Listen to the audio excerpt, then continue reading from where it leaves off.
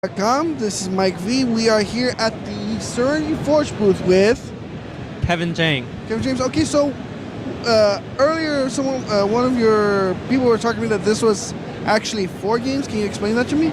Yeah, well, it's actually, technically it's 3 games. Oh, 3 games, sorry. Yeah, so the first game that we have here is called Luna's Wandering Stars, and it's going to be released on Steam in March. So it's a planetary physics game all about using orbital mechanics to get your moon to collect asteroids, and that's how you basically beat each level.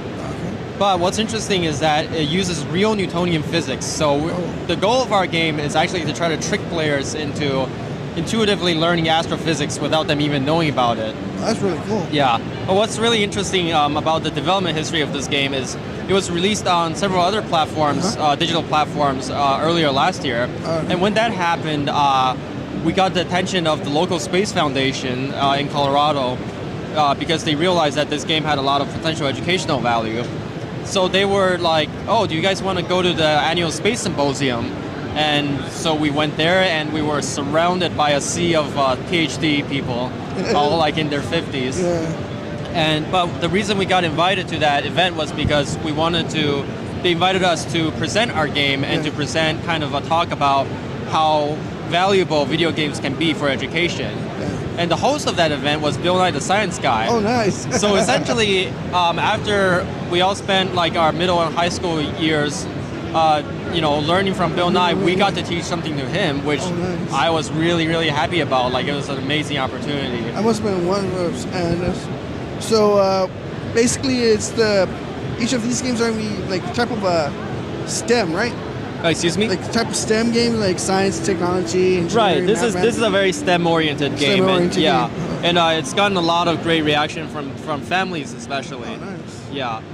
So the second game we have is called The King's Bird, and it's a precision platformer that uses the idea of flow, freedom, and flight to kind of create this seamless experience where you can pretty much do crazy parkour moves in the air and to flow throughout the entire level without really touching the ground if you're good enough. Yeah. So it's inspired by games like Dust Force and other precision platformers. Yeah. But it was also inspired by games like Journey, because Journey had a great sense of flow to it, and we wanted to bring that to a 2D game. And as you can probably see by the graphics were sort of similar to, sort of inspired by Journey as well.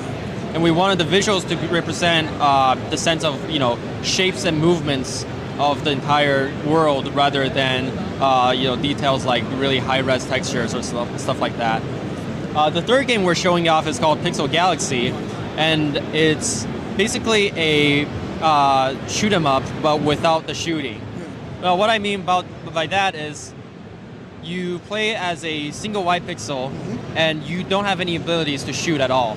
But what you can do is collect your enemies and have them latch onto you, so you can form a shield around you just by touching other enemies. And when that happens, if they're shooting, their bullets become friendly bullets. So they usually shoot red blinking bullets, and when you latch onto them, they start shooting blue friendly bullets. Red enemy bullets when they shoot at you. So the strategy behind that game is that you can be as big and powerful as you want, or you can stay small and nimble, because sometimes you're going to need to do that. Yeah. It sounds like it's like the reverse of a shoot 'em up, and like instead of having, of course you're still gonna have your enemies coming at you, but you'll use them instead of like just killing them off. You're using them to your advantage. Right. I mean, you can ignore them if you want, because they'll go away after the wave ends. Yeah. But a lot of times it'll be advantageous for you to like try to navigate yourself around the bullets that are coming at you, and then try to like collect the enemy from the side or from the behind or something like that.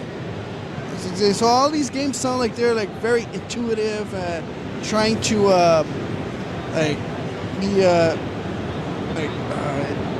not intuitive, but intuitive, but like more like trying to be something. Take each genre to a whole different level, to a whole like different perspective or plane or whatever. So was that the whole purpose of? Well, the reason behind the entire formation of our team is that we wanted to make games that were either more meaningful or games that kind of challenge the way you think.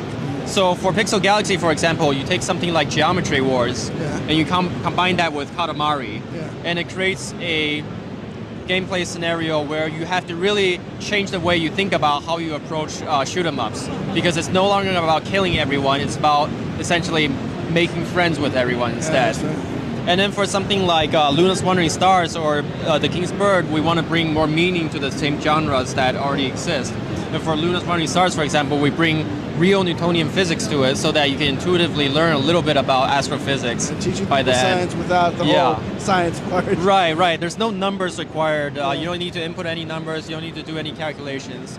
We don't want this to be a replacement for like textbooks because that's really hard. But we want people to. It's like a supplement. Yeah, we want people to actually enjoy, what physics can do. Yeah, it's like a gateway thing. Yeah, exactly. And then for King's Bird, for example, we wanted to take the same tried and true formula of precision platforming, but make it more accessible to people, and also make it be a little bit more artistic as well. Oh, cool. Yeah. Like, so you said that that one's already out, or is it coming out? Yeah, so it's already out for platforms like Indie Game Stand and Shiny Loot, smaller distributors like that. But we recently got greenlit on Steam around 2 months ago. Thank you. And so that's why we're preparing for a Steam release now. We still got a little bit of optimization, adding some Steam achievements to that, but otherwise it's pretty much done, and we're trying to get it ready for a March release. And what about the other games? Are they still in development? The King's Bird is actually very early in development. It's only in early pre-alpha right now.